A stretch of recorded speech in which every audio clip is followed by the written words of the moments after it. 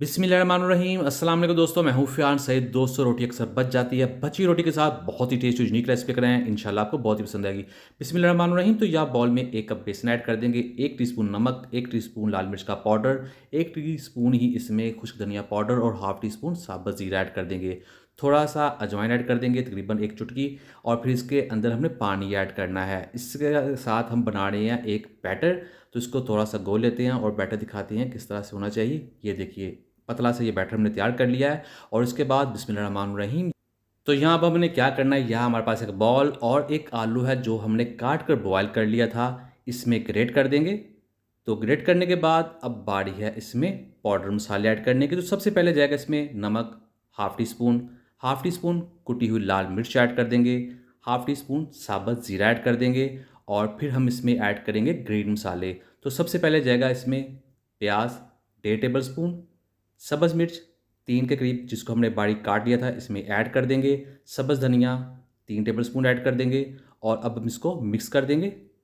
तो ये देखिए, ये हो चुका है। अब हमने क्या करना है, बिस्मिल्लाहिर्रहमानिर्रहीम। ये हमारे पास एक रोटी है और इसके ऊपर ये जो हमने फिलिंग तैयार की थी इसके ऊपर लगा लेंगे आलू की।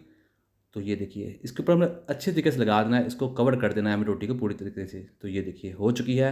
अब हमने क्या करना है, बिस्मिल्लाहिर्रहमानिर्रहीम, इसकी हमने कटिंग कर लेनी है। किसी भी शेप में आप काट सकते हैं, लेकिन हम इसको स्लाइसेस में काटेंगे, ट्रायंगल में, जिसके साथ ये देखने में बहुत ही ज़्यादा खूबसूरत स्नैक्स बनेंगे। तो इसको काट लेते हैं। तो ये आपको दिखाते हैं, ये देखिए इस तरह से बहुत आसानी के साथ ये हो जाएगा, और इस शेप में हमने काट लिया है। अब ये तैयार हैं। तो ये देखिए इस तरह से हमें इसको कर लेना है, और इसके बाद जो हमने बैटर तैयार किया था उसको ऐड कर देंगे एक प्लेट में, और फिर इस स्नैक्स को इसमें डिप कर देंगे।